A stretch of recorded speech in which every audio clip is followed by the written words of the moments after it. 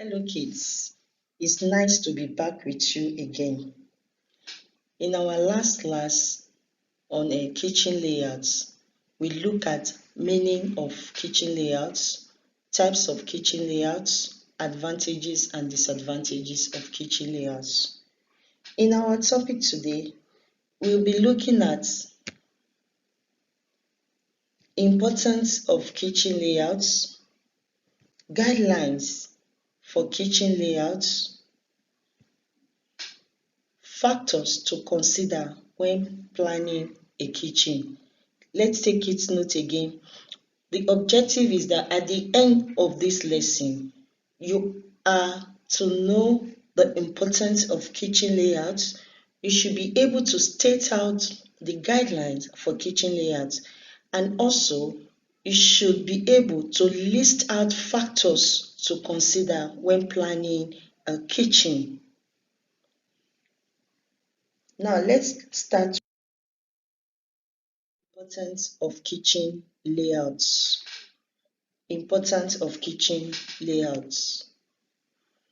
The functioning and the flow of the kitchen space is so important that it is pays to make sure that your kitchen layout is done well and is familiar to your cooking needs. Putting all your cooking tools in arm's reach means that your time is considerably shorter. What we are saying here is that it's very important.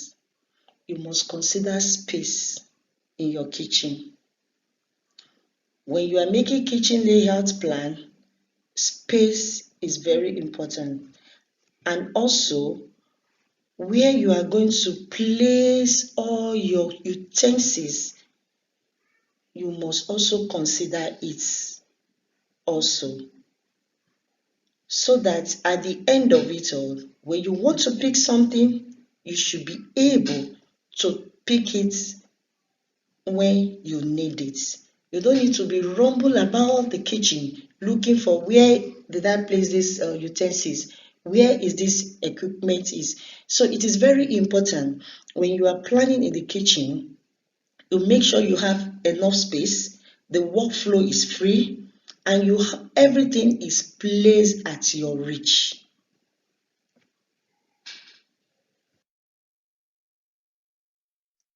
Guidelines for kitchen plan or layouts.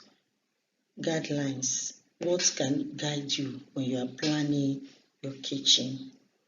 Now, the first thing, arrange kitchen tools and equipment around the major group of tasks or work in the kitchen. These tasks are food storage, preparing food ingredients, cleaning up, and cooking. Now, what we are saying, you make sure you arrange your kitchen tools. When you are going to store your food, that is your refrigerator, where you are placing it, your cooker or your stove, where you are placing it, where your zinc is going to be, and other ingredients that you are going to use your cabinet to keep, make sure you arrange them into group. Secondly, divide the kitchen into work center where is possible. A work center is an organized area where certain or specific kitchen tasks or choices are carried out. Each center should have the tools, equipment needed for the tasks therein. Now here, you have to divide your kitchen into work center. A work center is an organized area where this is the place the zinc is big. When you want to wash a plate, this is where you are going to stand. If you are cooking, this is where you are going to stand. You are picking something hot from your refrigerator, this is where you are going to be. You needed something from the cabinet or your utensils, this is where it's going to be. So Each center should have the tools and equipment on it. Thirdly, arrange the work area in such a way that the most frequently used utensils are easy to reach, take, and replace. Now, assuming I need cooking spoon and pots, you went to go and put them in a far end in your kitchen. How is it going to be possible? You've already put your pots and you start cooking. You start looking for cooking spoon, start looking for this. So what we are saying here is that your utensils, that is the one that you know that you are going to use frequently at all time, place it where you can easily reach. So when you are planning or setting up your kitchen, you place your spoon, that is your cooking spoon, your pot, where you know that anytime you need them, you can easily go there and take it. Even when you are setting up your, how will I put it now, your seasoning, there should be a place in your cabinet. You keep everything there where you put your salt, your seasoning, everything that you are going to need, so that you don't need to be looking up and down and make you to look somehow when you are in your kitchen. So when you are making a kitchen plan, the things, the utensils that you know that you are going to be using them almost day to day, keep them where you can reach and be able to replace them at the same time. Now, lastly, arrange the kitchen to avoid retracing your step frequently, moving up and down, going this way. So you have to avoid this. Everything has to be in place, everything has to be organized, everything has to arrange well. Now let's move to factors to consider when planning a kitchen, or what can affect your choice in planning a kitchen. I want you to take note of this topic very well, because the question can come out like this. The following are the factors to be considered when planning a kitchen, except what? So please, let's listen attentively. Now, the first factors to consider: the position of the kitchen in the house. It is expected that the kitchen should be near the sitting room. That's the first thing. When you are planning your kitchen, make sure that your kitchen is not far away from your sitting room. Number two, the numbers of walls available in the kitchen for arrangement of the equipment. That is, if there is only one wall, the only layout possible could be the corridors type. That is, if you don't have enough space and you have only one wall for you to plan your kitchen, then the best option for you to pick is the corridor type. Number three, the design of the kitchen.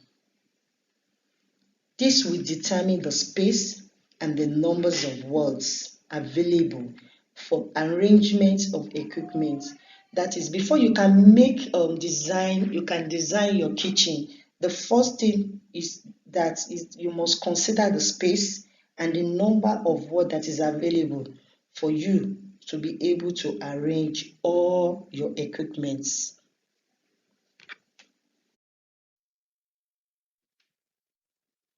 The size of the kitchen. The size of the kitchen should be suitable for the family and the layout to use. A large family may require a big kitchen and U-shaped layouts. When we discussed the type the other time, we also talked about it, that U-shaped layout is good, the best kitchen layout plan for a large family. So when you are consider the size of the family, so it depends on how large or how small your family are. So the size of the family should be suitable. That is, the kitchen plan and the layout you want to use must be suitable for the size of the family. Number five. Now we look at the features in the kitchen. Features are placed permanently. Now we are talking of the zinc, we are talking of some kitchen cabinets. So when there are fixed appliances they must be considered when deciding on the types of layout to choose. What we are saying here is that before you can make a plan for your kitchen, you also have to consider the features in the kitchen, and that feature, especially the one that they are going to be placed permanently. So you need to consider them to know the types of layouts to choose. Number 6, equipment available in the kitchen. The number, types, and uses of pieces of equipment in the kitchen will influence how and where they can place in the kitchen. Now, here, the numbers, the types, and the uses of pieces of equipment in the kitchen will definitely influence how and where they can be placed. Now, your equipment, it depends on what type of equipment you want to use. So whatever the equipment that you have that is available, maybe they could be 2, 3, 10, it depends on you and the type. So all these things is going to influence the kitchen and where you are going to place them. Now, lastly, position of doors and windows in the kitchen. It is desirable to place the cooker, that is the cooking center, and the zinc clean up centers by the windows if possible. Yes, if possible, because we need to have enough air. When the fuse comes up, the smell can escape through the window. So when you are making a kitchen plan, please try as much as possible to place your doors, your windows in the position that is, you should be able to place your cookers and your zinc by the windows if it is possible. I hope you have a nice time. Please, once again, let's not forget we look at the importance of kitchen layouts, the guidelines in kitchen layouts, and lastly, the factors to consider when planning a kitchen. I'm sure we have learned a lot today. Once again, don't forget to attempt your class activities and assignments. And I want you to continue to be determined and be focused. Keep learning. See you in the next class.